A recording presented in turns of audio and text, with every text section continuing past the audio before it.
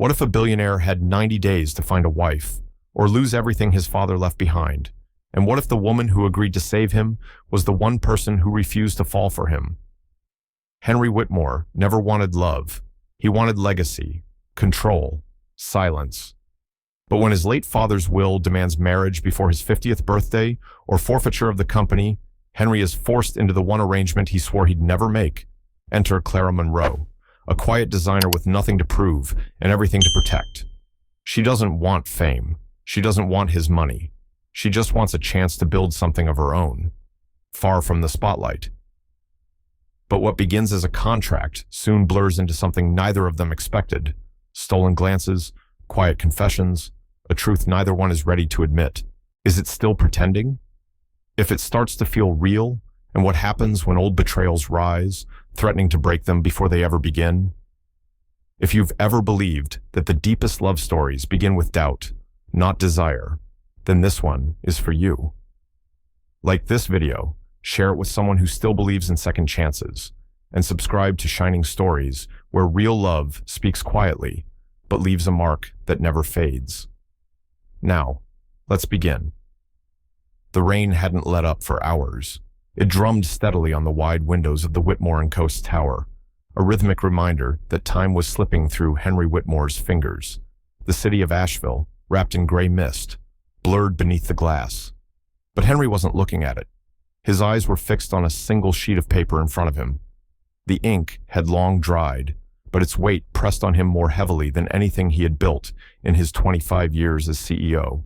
He leaned back in the leather chair, hands steepled under his chin, the sharp line of his jaw clenched.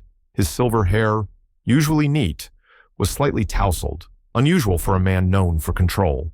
Every thread of his tailored vest was perfectly aligned, yet the document on his desk was unraveling something far deeper. It was his father's will, and the final clause was the one Henry had refused to acknowledge for over a decade.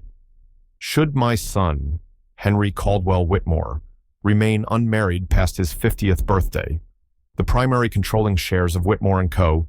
shall be redistributed to the Board of Trustees, effective immediately. He had read it 100 times, and still, the words hadn't changed. Neither had the deadline, 50, a number he had once laughed at, a milestone he believed would arrive with ease, solitude, and success. But now, it loomed just 3 months away. He would lose everything, everything he had rebuilt after his father's death, after the scandal, after the betrayal that had nearly destroyed the family name. His hands curled slightly into fists, not out of rage, but resistance. Because deep down, the man who had survived hostile takeovers and press storms now stood at the mercy of a clause designed to protect a legacy, a clause written by a man who died believing his son had no heart left to give. And maybe he hadn't. Not since Eliza. Not since the woman he had once loved leaked their spring collection to competitors and watched the empire collapse from the inside out. Not since the night his father collapsed from the stress and never woke again. Henry stood abruptly, crossing to the window. The streets below were glowing wet with rain and lit by the soft flicker of street lamps. Somewhere down there, life went on as if his world weren't silently crumbling. A knock on the door pulled him from the spiral. "Come in," he said, voice even, controlled. It was Eleanor Hart, his late father's oldest friend, and now the company's legal counsel. She entered quietly, carrying a folder and an expression that suggested this conversation wasn't going to be any easier than the one they'd had last week. "You've got options," she said, placing the folder on the table. "Unorthodox ones, maybe, but options." He didn't look at the folder. "I don't want a loophole." "Then what do you want?" Henry was silent for a long moment. "I want to protect what's mine." Eleanor exhaled.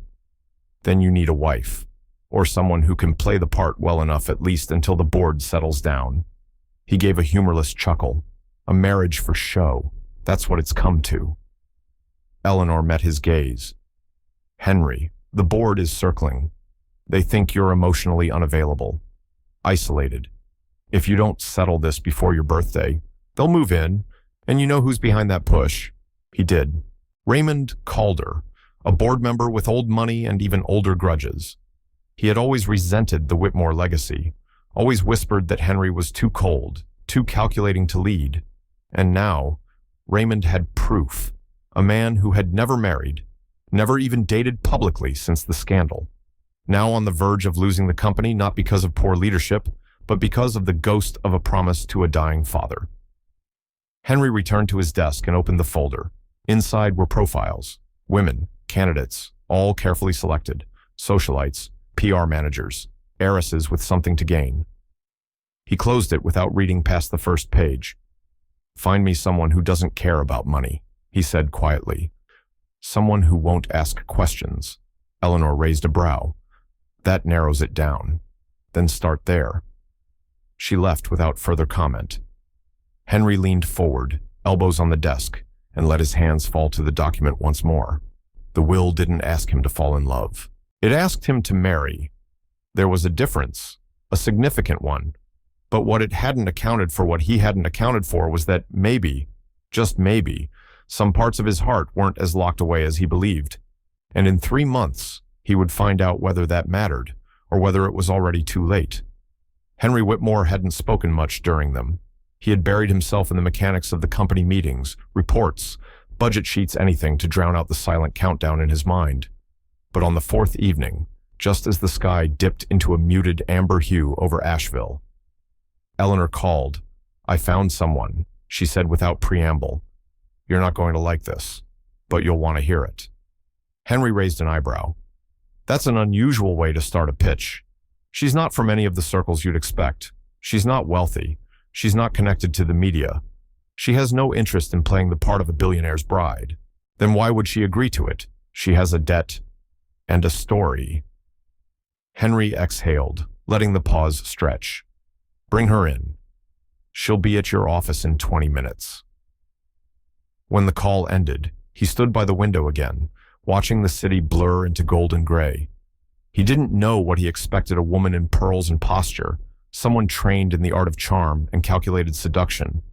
But when the elevator chimed and the glass door opened, Clara Monroe was nothing like that. She stepped in without hesitation, her presence quiet but grounded. A faded green coat clung to her shoulders, damp from the drizzle outside.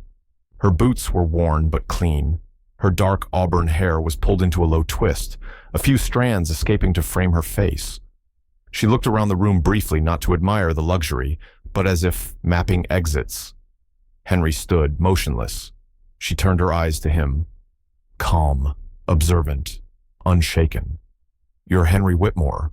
It wasn't a question, more like a statement of challenge. "And you're Clara Monroe." She gave a faint nod. "Eleanor said you needed help with a public image problem. I figured this wasn't about marketing analytics." Henry motioned to the chair across from his desk. "Sit." Clara walked with a quiet confidence, not arrogance, but the kind of poise earned from surviving things most people never talk about. Once seated, she reached into her tote bag and pulled out a manila folder. "These are the last 3 years of freelance projects I've worked on, mostly design, some concept campaigns, one nonprofit rebrand." Henry didn't open it. He studied her instead. "Why would a woman like you agree to something like this?" Clara didn't blink. "Because I don't need to love someone to respect their boundaries, and because I don't mind pretending if the terms are clear and the timeline is short." Her voice was even, almost too calm. But something flickered in her eyes, a guardedness, as if she had spent years protecting a truth too fragile to share. Henry leaned back in his chair. "What do you want in return?" She hesitated, just slightly. "There's a property I want to buy. For a shelter project I've been building toward for a while. The current owner won't take partial payments." He raised an eyebrow. "You're not asking for $1 million home in the hills." "No," Clara replied, her tone flat. "Just a roof for people who haven't had one." Henry didn't respond right away. He studied her hands. They were steady, not manicured, but not careless either. She wasn't here to impress. She was here for a transaction. "Have you done this before?" he asked. Pretended. She tilted her head slightly. "Once, to get a job I wasn't qualified for. I learned fast. And you'd be willing to fake a marriage? Clara looked him in the eye. I've seen worse arrangements sold as love. The room was still outside. The sun had dipped further, casting the sky into soft indigo. Henry looked away briefly, a shadow flitting across his features. This was madness. But then again, so was losing the company because of an old man's dying wish. He turned back to her. You'll have to sign an NDA. The press will be relentless. We'll stage a public relationship. Timeline 3 months, ending with a clean break. No interference in my private affairs. Clara nodded once. Understood. No interviews. No posts. You don't talk to reporters. You show up. You smile. You wear the ring. A pause. I don't wear rings, she said softly. Henry raised a brow. Then you'll learn. He stood, signaling the meeting was over. Eleanor will send over the documents. Clara rose to her feet. She wasn't tall, but she carried herself like someone who didn't need to be. As she reached the door, she turned slightly. You're not what I expected either, she said. Henry's voice was quiet. That makes 2 of us. She left without another word, and for the first time in years, Henry stood alone in his office, unsure if the storm outside had just ended or just begun. The contract was 12 pages long. Henry read every word of it twice before handing the pen to Clara Monroe. She didn't hesitate. She flipped through the pages quickly, eyes scanning with focused calm, and signed her name at the bottom of each section without flinching. No theatrics, no second thoughts, just quiet, deliberate commitment. She slid the pen back across the marble table in his office. Their fingers didn't touch, but something shifted in the space between them, something almost audible in its tension. Effective today, she said. We're engaged. Henry folded the papers, placed them back in the folder, and set it aside like he was shelving a part of himself. It's a transaction, he reminded her. Clara nodded. Standing. I don't confuse stories with real life, but the way she looked at him, steady, unreadable, made him wonder if she believed that fully. Eleanor arranged the first public appearance, within 48 hours, a gallery benefit in the historic district. Henry hadn't been seen at such events in years. But now, his name was trending, billionaire bachelor finally taken. They arrived together, but said little in the car. Clara stared out the window, fingers toying with a bracelet she'd picked from the stylist's curated selection. Henry glanced at her only once, long enough to notice she wasn't wearing heels, just black flats, practical, silent. I don't do small talk, she said quietly, eyes still on the window. Good, Henry replied. Neither do I. When they stepped out under the camera lights, Henry's arm instinctively moved to her back. She didn't flinch, but she also didn't lean in.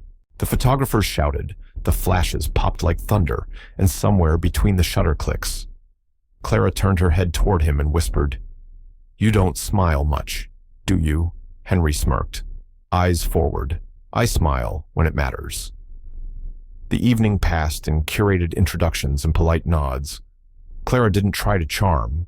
She didn't laugh too loudly. She simply observed, interjected when appropriate, and left a quiet impression wherever she went. By the end of the night, they had trended on 3 major platforms: Whitmore Monroe Power in Silence, The Last Bachelor Falls, back at the penthouse. Clara walked toward the guest room Eleanor had arranged. She paused at the threshold. You don't have to pretend now, she said. The photographers are gone. I'm not pretending, Henry answered from across the hall. This is who I am. Clara turned, watching him for a beat. Then maybe that's the real problem. Her door clicked shut. Henry stood alone for a moment, her words looping in his mind. He didn't get rattled easily, but something about her unnerved him. She didn't flatter, didn't bend. She didn't treat him like a project, a prize, or a paycheck. She treated him like a puzzle, and not one she was particularly interested in solving. Over the next week, they followed the PR script: photos at a local charity, a walk through the fall gardens of Biltmore Estate, a spontaneous coffee shop stop captured by conveniently placed photographers, each scene meticulously staged, each smile carefully placed. But something started happening between the silences. Clara asked real questions, Why did your father put the marriage clause in the will? Henry paused before answering. Because he thought I'd build an empire and forget to build a life. Was he wrong? Henry didn't answer. She didn't press. One night, just past midnight, Henry couldn't sleep. The city had quieted to a distant hum, and he wandered into the kitchen, expecting silence. Clara was there, barefoot, wrapped in an oversized cardigan, staring into the open fridge. Looking for something, he asked. Voice lower than usual. Something sweet, she said without looking at him. But not sugary. He pulled out a tin from the freezer. Frozen cherries, my one weakness. She blinked. You eat fruit. He offered the tin. She took one, cautiously, then another. You surprise me sometimes, she said, chewing slowly. Henry leaned against the counter, arms crossed. You surprise me constantly. They stood like that for a while, passing cherries in silence. Not lovers, not strangers. Something else, something unspoken. But even as the connection deepened, Henry couldn't stop the internal tug of war. Every moment that felt real, he questioned it. Every smile Clara gave, he wondered if it was rehearsed. He told himself it was just a deal, a facade, a performance. But when Clara laughed softly, just once, at a comment he hadn't meant to be funny, Henry felt something dangerous bloom in his chest, something dangerously close to hope. And that scared him more than anything. Autumn had arrived in Asheville. The air was crisp, sharp enough to sting the skin, and the leaves that lined the driveway of Whitmore and Co. crunched underfoot like faded echoes of something once alive. Inside the showroom, the energy hummed designers scattered sketches across tables, samples pinned to mannequins, fabric bolts stacked in nervous towers. But despite the controlled chaos, it was Clara Monroe who caught Henry's eye that morning. She was standing quietly near a mood board, her fingers trailing along a piece of hand-dyed wool. She wasn't taking photos. She wasn't speaking. She was simply observing. Her stillness contrasted with the motion around her, yet she didn't seem out of place. She seemed necessary. Henry didn't say anything. He only watched her until one of the senior designers rushed to his side with a swatch and pulled him back into the current. By noon, the showroom had emptied for lunch, and Clara remained behind. Henry found her at the cutting table, red pen in hand, circling inconsistencies on a set of mock-up designs. You're not on payroll, he said. Clara didn't look up. Neither is my eye for detail. He moved closer, scanning the sheet. She had caught a symmetry flaw in the collar design subtle, but it would have cost them once the photos hit print.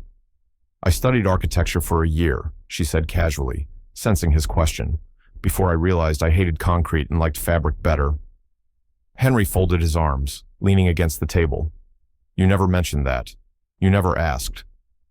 There it was, again, her quiet defiance.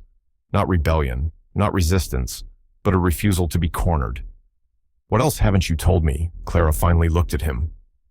The pause stretched, enough to keep this deal interesting. The rest of the afternoon passed in tense silence. Tense not because they fought, but because something was shifting, and neither of them wanted to name it. That night, Clara wandered into the small workroom on the third floor, a private space Henry rarely let others into. But the door was ajar. She stood there for a moment, unsure. Inside, sketches lined the walls. Old ones, rough, beautiful. They were clearly Henry's. When he entered and saw her there, he didn't raise his voice. He only said, "No one comes in here." Clara turned slowly.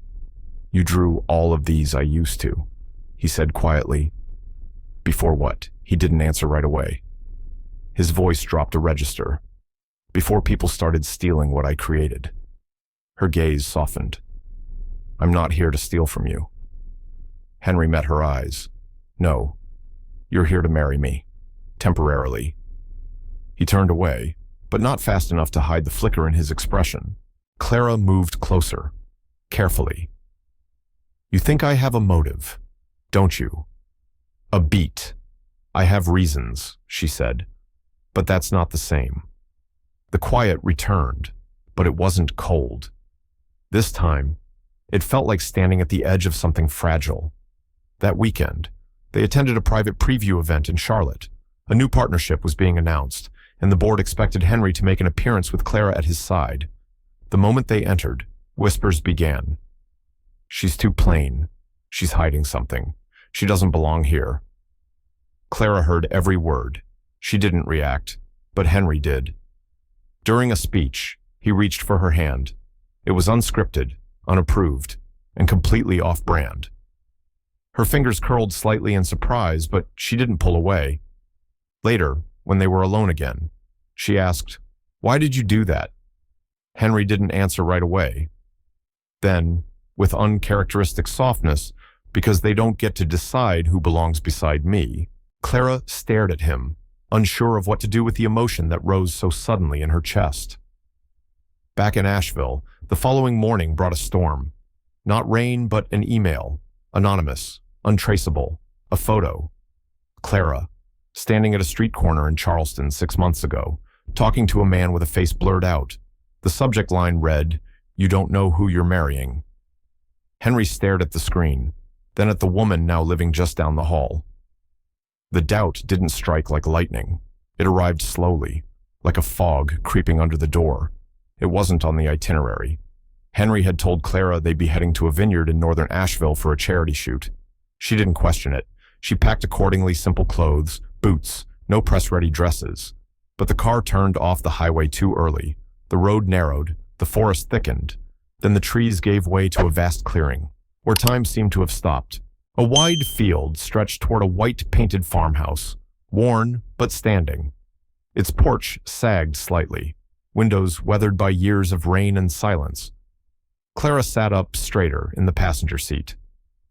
"This isn't a vineyard," she said softly. "No," Henry replied. "It's something else." The driver parked, and Henry stepped out first. He stood still for a moment, the wind tugging lightly at his coat, before walking toward the porch. Clara followed, her footsteps muffled by the fallen leaves. "My father built this place with his own hands," Henry said, voice low. She turned to him. "You grew up here." He nodded. "Until I left. I only came back once, for the funeral." She didn't ask whose. She didn't need to.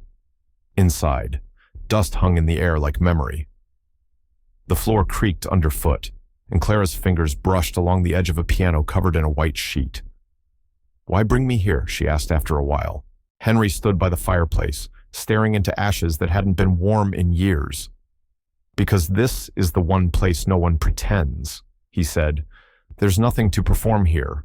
No cameras, no eyes." She turned slowly. "You trust me enough to see this part of you?" His jaw clenched. "No, but I'm tired of hiding from ghosts." They walked through the kitchen, faded wallpaper, a cracked photograph on the counter, a younger version of Henry with a man whose smile was warm. "If tired." Clara picked it up carefully. "You look like him," she said. "I'm nothing like him." Henry muttered, but there was pain in the way he said it, not anger guilt. Clara placed the photo back down. "You're wrong. You came back." They spent the afternoon in quiet. Clara made tea with the last of the old leaves she found in a cabinet. They didn't speak much, and they didn't need to. The silence was filled with something heavier than words. At sunset, Clara wandered out to the barn. She found a stack of old sketchbooks, charcoal smudges, early designs, even some unfinished patterns that bore the beginning of the style Whitmore & Co. would become famous for. But they were different, more human, less polished. She traced a page and whispered, "You were an artist before you were an executive." Henry had appeared behind her. "I used to believe in beauty without cost." What changed that he looked past her, into the wooden walls of the barn like they still held echoes? Eliza. Her name landed between them like frost. "She didn't just steal my designs," he continued. "She told me she loved me while doing it." Clara didn't move. "I gave her this," Henry said, holding up a simple brass bracelet from a workbench corner. "I made it for her. She left it here the night she walked away." A pause. She said it wasn't worth much. He placed it back down gently. Later that evening, they lit a small fire in the hearth.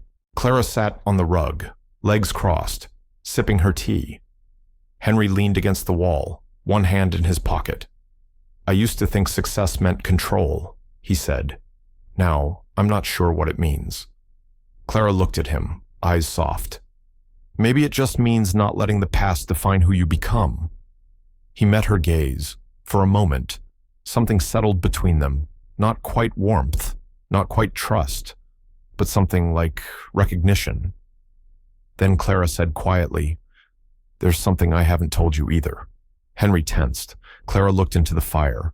"I knew who you were, before Eleanor ever called me." Silence. "I grew up in Charleston," she said. "My mother worked in a textile mill. We had nothing." She used to speak about this company, Whitmore and Co., like it was a cathedral. Once, she got laid off. No notice, no severance. She collapsed outside your father's warehouse from exhaustion. Henry didn't move. Clara turned to him, voice steady. "Your father found her. He gave her a job. He brought her food that night. That act kept us from going under." Her voice lowered. "I never forgot his name, or yours." Henry stared at her, the weight of the moment pressing into his chest. "So this," he began. "No," she said firmly. "This wasn't revenge or guilt." "I said yes, because I owed your family a debt I couldn't pay with money." She paused. "But I didn't expect you. A beat. I didn't expect to care." The wind outside picked up, rattling the windows. Henry looked down, his voice barely a whisper. "Neither did I." The storm rolled in around midnight. Not thunder or lightning, not rain on the roof of the old farmhouse, but a storm made of silence, of breath held, of doubt unfurling, inch by inch, until it filled the room like smoke. Henry lay awake on the old leather sofa, staring at the cracked ceiling above him. The fire had long since turned to embers, but its glow still danced across the wooden floor. In the other room, Clara slept. Or at least, he thought she did. He hadn't asked. He didn't want to, because if she wasn't asleep, she might hear the questions clawing their way through his chest. Earlier that evening, he'd received a text from Raymond Calder, brief and acidic. "Still think she's not playing you. Thought you should see this." Attached was a photo, blurry, but clear enough. Clara, weeks before their deal, in Charleston, standing outside a familiar building, Calder Textiles. One of Whitmore and Co.'s oldest rivals and the only one who stood to gain if Henry lost his majority stake. The timestamp was 2 days before she had accidentally met Eleanor. Henry stared at it for too long, long enough for it to plant roots, long enough for the ghosts to return. "She's different," he told himself. "She's not Eliza." But the old ache pressed in anyway, because Eliza had said she wasn't like the others, too. By morning, the farmhouse was silent. Henry brewed coffee mechanically. The old drip machine hissed and gurgled, but it was a sound he barely registered. His mind was already elsewhere. Clara stepped into the kitchen barefoot, hair pulled into a loose knot, cardigan wrapped around her shoulders.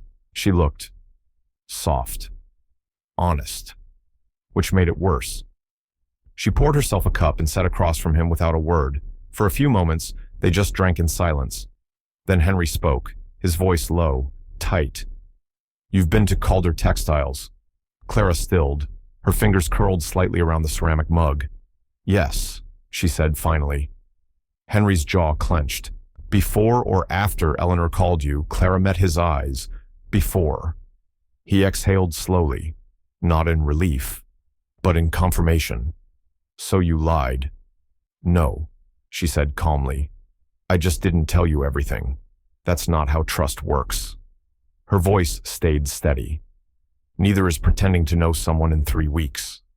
He stood up, walking to the window, the coffee cup in his hand, trembling slightly. "You were supposed to be clean," he muttered, "unattached. No ties. That's why I let you in. And I didn't know I was signing up for an inquisition." Henry turned back to her, eyes sharp now, accusing. "You went to Calder. You didn't mention it. You knew about the clause in my father's will. Tell me, did they send you?" Clara's face tightened, but she didn't flinch. "No, I went there looking for work. For donations to the shelter project. They rejected me. Convenient story. No, she said, standing now too. It's just the truth. The room felt smaller. The farmhouse that had once offered quiet now throbbed with tension. Clara's voice softened, but there was steel underneath. You're afraid, she said. Henry froze, afraid to let anyone matter again. She continued. And maybe I get that. Maybe I've done the same. But if you're going to turn every piece of my past into a weapon, then we were never really partners to begin with. He didn't speak, didn't move, because part of him wanted to believe her, and part of him couldn't afford to. Clara reached for her bag. He didn't stop her. At the door, she turned. I told you in the beginning I had reasons. I also told you I wouldn't lie. But it's easier to believe I'm the villain than admit you might be wrong again. Isn't it? Henry didn't reply. She stepped out into the morning light, and this time, the silence she left behind wasn't peaceful.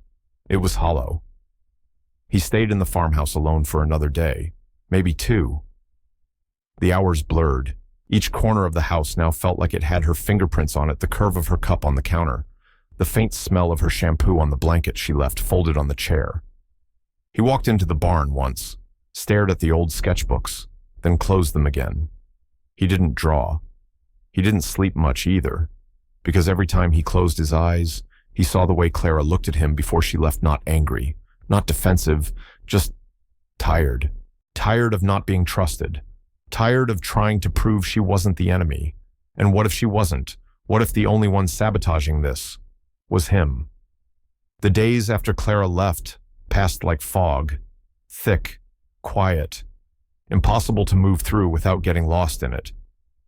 Henry returned to Asheville, but the city felt hollow. His penthouse, though spotless, echoed with a strange emptiness. Every object felt slightly out of place. The couch too neat, the books too aligned, the silence too loud. He hadn't called her. He didn't know what he would say if he did, that he was sorry, that he had let his fear speak louder than his heart, or worse, that he still didn't know if he could believe her. Eleanor Hart stepped into his office on the third morning back. She carried two things: a folder and a look that could melt steel. You look like hell, she said flatly. Henry didn't glance up. Thank you for the sentiment. She dropped the folder on his desk. That's the security report you asked for, on Clara Monroe. He froze. His fingers hovered above the manila flap, but didn't open it. Eleanor crossed her arms. I didn't read it, she said. Didn't want to lose what little respect I still have for you. He looked up slowly. You're not paid to like me. No, she said, voice sharper now.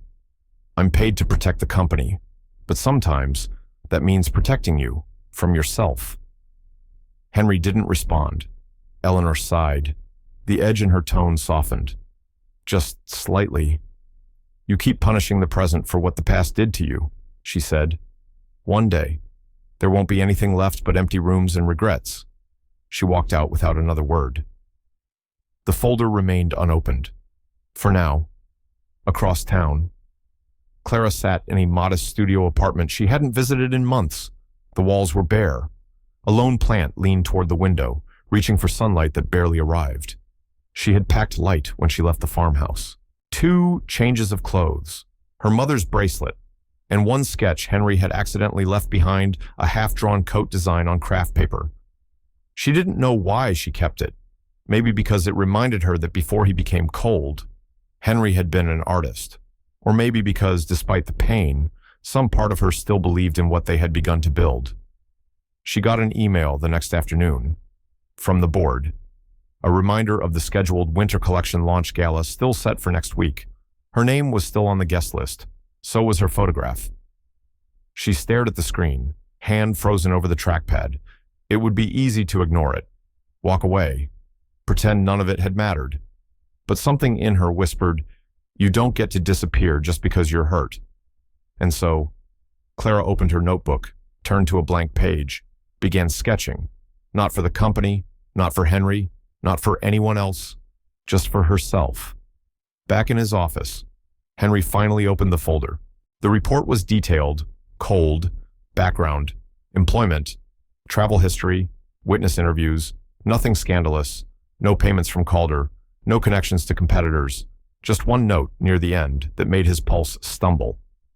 Subject previously contacted Calder Textiles, seeking support for a shelter for single mothers in South Carolina. Request was denied, no further interactions recorded. The words blurred slightly as he stared. She'd told the truth, every word of it, and he'd thrown it back in her face. Henry leaned back in his chair, for the first time in years, his eyes closed, not in exhaustion, but in quiet shame. That night, he returned to the farmhouse, alone. The house hadn't changed. The light still flickered on the porch. The wind still rattled the shutters. Inside, the blanket she had used still lay folded on the couch. He didn't touch it, just sat beside it, and whispered into the dark, "I wanted to trust you." He didn't expect an answer, but somehow the silence felt softer, like maybe it forgave him, even if she hadn't yet. It was tucked between the pages of a sketchbook. Henry hadn't planned to open it. He was just wandering aimlessly, hopelessly through the old farmhouse after yet another sleepless night. The rain tapped gently on the windows, and the silence inside pressed in around him like an old coat. He pulled the sketchbook down absent-mindedly, letting it fall open in his hands. That's when he saw it. A single folded page, faintly creased, unlabeled, unassuming. Just her handwriting on the front. "If you ever decide to listen." His breath caught. He sat down at the kitchen table, the same one where they had once shared tea and too much silence. With trembling fingers, he opened the letter and began to read. "Dear Henry, I never meant to leave like that, not with everything unsaid. But I could see it in your eyes, that line between fear and anger, drawn so tight it might tear you in half. And I didn't want to be the reason you shattered. So I walked. Not to punish you, but to protect what was left of both of us." Henry paused. The words blurred slightly. His hand tightened around the page. He swallowed once, then kept reading. "I told you once I had my reasons for saying yes to this deal. What I didn't tell you was what it cost me. For the first time in years, I had started to hope again. You made me remember what it felt like to be seen not for what I lacked, but for what I carried.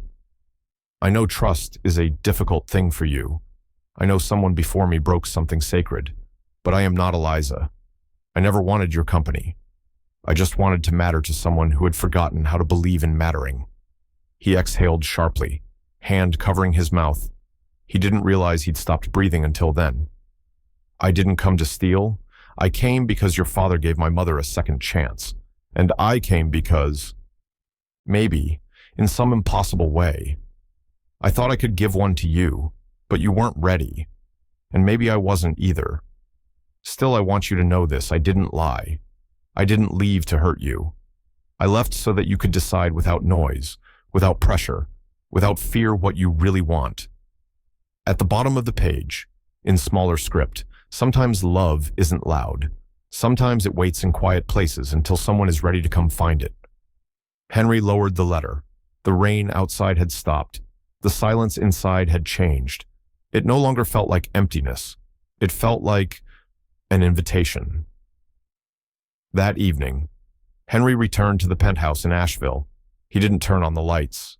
He sat by the window, the city glowing beneath him, and read the letter again, every word, twice. Then he did something unexpected.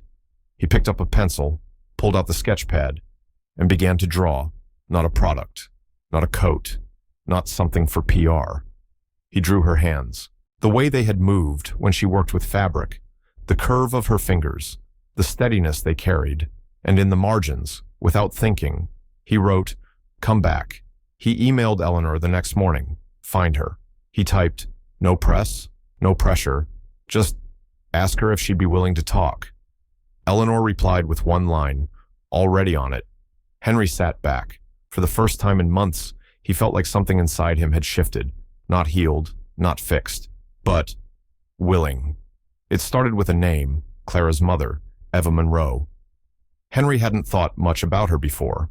She had only been mentioned once or twice quietly, almost reverently in Clara's stories. But now he needed to know more, not out of suspicion, but something deeper, something like atonement. He called Eleanor. Find every employment record you can on Eva Monroe, he said. Start with Charleston. Go back 20 years if you have to. Eleanor didn't ask questions, just replied with her usual calm. On it. Within 24 hours, the file came through. Eva Monroe, factory worker at a textile mill in Charleston, worked 12-hour shifts, fired without severance after a machinery accident, hospitalized, no union support. Months of silence until one incident changed the trajectory of her life. A handwritten note of intervention, signed Charles Whitmore, Henry's father. His throat tightened as he stared at the scanned copy. There it was, his father's unmistakable handwriting. The same man Henry had once believed had cared more about legacy than people shown now in a single, quiet act of kindness. Eva, no one should be treated this way. Come to Asheville. There's work for you here. We'll take care of it together. C.W. And she had come, not for charity, but for dignity. And Clara. Clara had been that little girl following her mother into the back entrance of Whitmore & Co., watching her rebuild a life from nothing. She didn't owe me anything, Henry thought. She just wanted me to know where I came from. It hit him like a punch to the chest. All the things he hadn't seen, all the things he'd refused to see. He had looked at Clara and seen only risk. She had looked at him and somehow seen the man he could be. Later that afternoon, he drove. No driver, no phone calls, no itinerary. He drove 3 hours south to Charleston, not to track Clara down. He didn't even know if she was there, but to find the shelter she had once mentioned. It wasn't easy to locate. It had no website, no donor wall, just a weathered sign, the Willow House for Women Starting Over. Henry parked outside and stared for a long time. Inside, a woman with graying hair greeted him at the desk. She smiled, kindly, but cautiously. I'm looking for someone, he said, Clara Monroe. The woman's expression softened. She hasn't been here in weeks, but she helped design the place. She used to sit in that corner with a notebook, drawing where the beds should go. Henry followed her glance. A sunlit corner, quiet. A single wooden chair and a vase with dried lavender. She never asked for recognition, the woman said. Only that we let the women feel safe. Henry's voice was rough. Did she ever talk about me? The woman smiled, faintly. She didn't need to. He left a donation on the desk anonymous, then stepped back outside into the late afternoon light. She was building something long before I showed up, he thought, and I tried to make her small enough to fit into my narrative. He looked down at his hands, the same hands that had built a company, signed contracts, drawn thousands of designs. But for the first time, they felt unsteady, not because he was breaking, but because maybe he was beginning to come undone in the right way.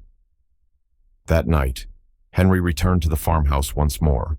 He opened the barn, sat at the work table, pulled out the sketch of Clara's hand, laid it beside an old, worn-out design, the one he had drawn years ago but never finished, and began to sketch again, not for business, not for press, but for the woman who had once sat across from him in silence and made that silence feel like home. The knock came just after sundown, soft, not urgent, but enough to stir Henry from where he sat in the old farmhouse, beside the fireplace now flickering with a quiet flame. He hesitated. No one came here uninvited. When he opened the door, she was there, Clara, hair slightly damp from the mist, a wool coat buttoned up to her collarbone, a worn canvas bag on one shoulder, and in her eyes, not accusation, not anger, just presence, like she had come not to confront, but to complete something unfinished. Hi, she said simply. Henry's breath caught, not because he didn't expect her, but because, somehow, she still took him by surprise. They sat across from each other in the kitchen, 2 mugs of tea between them, the room quiet except for the steady hum of the kettle still cooling on the stove. No one spoke for a long time. Then Clara broke the silence. You found the letter? He nodded. I read it twice, he said, then again this morning. She looked down, her fingers wrapped around the mug like she was trying to keep her hands from trembling. I didn't write it to ask for anything, she said, only to leave the door open. Henry's voice was low, steady. I closed that door too quickly. Clara didn't interrupt. He continued, softer now. I thought I was protecting myself, but all I was doing was punishing you for someone else's betrayal. She looked up, slowly. That's not your fault, she said gently. No, Henry replied, but what I did with that fear was... He stood, walked to the fireplace, then turned back to face her. I went to Charleston, he said. I know, she said. Eleanor told me. I saw Willow House. I saw what you built. Clara didn't say anything. I also saw a little corner, he added, with a chair and lavender in a vase. Her lips curved slightly. That was my mother's favorite scent. Henry took a breath, one of those deep, uncertain ones that made the chest ache just before speaking truth. I never really knew my father, he admitted, not beyond the business. But that note, what he wrote to your mother, it made me realize something. Clara tilted her head. That the legacy he left wasn't just about profits or control. Henry said, it was about people. He stepped closer. And you reminded me of that. Not because you tried to impress me, but because you never did. A long pause. Clara's eyes searched his. So, what now? She asked. Henry moved to the table, sat across from her. We stopped pretending, he said. No more staged photos, no contracts, no deadlines. She looked wary, guarded still, but something shifted in her posture. And what would this be instead? Henry held her gaze. Real. He reached into his coat pocket, pulled out a sketch, the one he had drawn of her hands. I kept this, he said, because it reminded me that you create without needing recognition. He placed it gently in front of her. And because I want to start building something that doesn't require cameras to be seen. Clara's voice caught. You don't have to prove anything. I'm not, Henry said. I'm inviting you. She smiled then. It wasn't wide, but it was warm, the kind of smile that grows from beneath the weight of grief and forgiveness and still dares to bloom. They didn't kiss, not yet. They just sat there, drinking tea that had long since gone cold. And for the first time in a long time, silence felt like something sacred, something earned, something shared. They didn't plan a ceremony. There were no strings of lights, no pressed suits or tulle dresses, no aisle, no altar, no audience. Just Henry, Clara, and a farmhouse that had finally learned to breathe again. The legal contract had expired a week ago. Henry hadn't renewed it. Neither had Clara. They both knew what it meant. This time, if they stood together, it wouldn't be because of a clause in a will. It would be because they chose to. The air was cool that evening. A late winter breeze passed through the porch as Clara stood outside, barefoot, her toes brushing the wood, her arms wrapped in one of Henry's sweaters. Inside, the old record player spun a jazz tune neither of them could name. Henry stepped beside her, carrying 2 mugs of cocoa. No champagne, she teased. I like things that warm you from the inside, he replied. They sipped quietly. Clara looked out toward the trees, the last bit of snow melting beneath their branches. I used to dream of weddings, she said softly, when I was younger, but they were always loud, big, glittering. Henry tilted his head, and now she smiled. Now I think I prefer what doesn't sparkle, but stays. He nodded slowly. I didn't think I'd ever be the kind of man someone would stay for. You are, she said, without hesitation. Not because you changed for me, but because you let yourself change. Henry turned to face her. I want to marry you, he said, plain and quiet, like a truth long overdue. Not to save a company, not to fulfill a legacy, but because when you walked into my office that night, I think a part of me knew. Clara searched his face. You're serious. I'm terrified, he replied. She reached for his hand. So am I. They married the next day, a justice of the peace, a small courthouse in Asheville. Clara wore a navy dress. Henry wore the same tie he wore the day he signed the original contract. It felt right, imperfect, real. Afterward, They drove without a map until they found a quiet overlook above the river. The world was muted in gold and gray, and the sky stretched wide and silent above them. Henry turned to her. "You know we'll fight," he said. "We'll fail at some things." Clara nodded. "But we won't pretend." He smiled, then wide and true, the kind that cracked through years of silence. And she leaned in, finally, closing the distance between them. Their kiss wasn't staged. It wasn't part of a performance. It was messy, honest, a little off-center, and absolutely perfect. That night, back at the farmhouse, they shared dinner by candlelight, not because it was romantic, but because the electricity flickered out halfway through cooking. They laughed. They burned the bread. They danced barefoot in the kitchen to music from a phone speaker. At one point, Henry pulled Clara close, forehead resting against hers. "I used to think forever was just a word people used when they didn't know what else to promise." She smiled. And now he exhaled, pulling her tighter. "Now, I think it's the only thing I want to learn how to mean." Outside, the wind softened. Inside, two hearts stopped pretending. They weren't perfect, but they were real, and that was more than enough. They didn't return to the spotlight. There were no press releases, no carefully posed couple portraits in glossy magazines, just a quiet shift. Within a few months, changes began to echo inside Whitmore & Co., not in branding, but in how people were treated. Interns were offered real mentorship. Single mothers were given paid leave. The textile mill in Charleston, once shuttered by corporate decisions, was reopened with a new name, the Monroe Studio, where hands stitched not just garments, but second chances. Clara never asked for credit, but people knew. They always do, when something truly good begins to grow. Henry no longer wore power like armor. He still wore suits sharp, tailored, but his eyes had softened. His voice lowered. His door, once always closed, now often stayed open. One day, a young designer left a sketch on his desk with a note. "This wouldn't exist without what you and Clara made space for." He kept that note in his wallet. Every Friday afternoon, they returned to the farmhouse. It became their sanctuary, a place where phones were turned off, where Clara planted lavender in the old garden, where Henry painted in a studio they rebuilt from the barn's broken beams.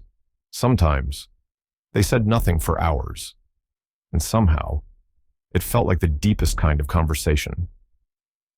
One autumn evening, Henry stood watching the fire crackle as Clara folded blankets nearby. "Do you think we'll mess this up?" he asked. Clara smiled without looking up. "Probably. Many times." He chuckled. "I'm serious." She turned to him then, eyes warm. "I didn't marry a perfect man. I married a man willing to grow." He crossed the room and kissed her forehead. "Then I'll never stop growing." On the 1-year anniversary of the original contract, Clara framed it, the legal agreement. 12 pages, faded ink, signed with doubt and distance. Underneath it, she placed a small plaque. "This is how we pretended. That's how we began. But this is how we stayed." It hung in Henry's office, right next to a photograph of the Willow House's grand reopening. When a journalist reached out for a retrospective feature from paper to partnership, the Whitmore marriage story, they politely declined. Instead, they submitted a statement. Some stories don't need to be told through headlines. They're better lived quietly, consistently, and with more truth than performance allows. The article never ran. But the world still noticed, because when people lead with empathy, when companies choose people over performance, the effect ripples. It doesn't scream. It doesn't demand attention. It simply lasts. And perhaps that was the greatest legacy of all. Not a billion-dollar brand, not a boardroom victory, not even a love story that bloomed from a contract, but a simple truth that people can change, that healing is possible, and that sometimes what starts as survival becomes something worth staying for. Sometimes, love doesn't begin with fireworks. It begins with doubt, with silence, with two people who never expected to heal, much less together. Henry and Clara didn't fall in love the way movies tell us they should. They built it, one scar at a time. They chose each other not because it was easy, but because they saw past the roles, past the labels, past what the world expected them to be. And maybe that's the heart of it all, that behind every quiet soul is a story no one bothered to ask. That dignity should never depend on social class, gender, or legacy. That no one deserves to be judged for where they come from, only for how they choose to live. So, if this story moved something in you, even just a little, don't keep it to yourself. Like this video, share it with someone who needs hope. Subscribe to our channel to keep walking with us through stories that heal, question, and connect. Because here at Shining Stories, we believe the most powerful stories are the ones that make us feel more human.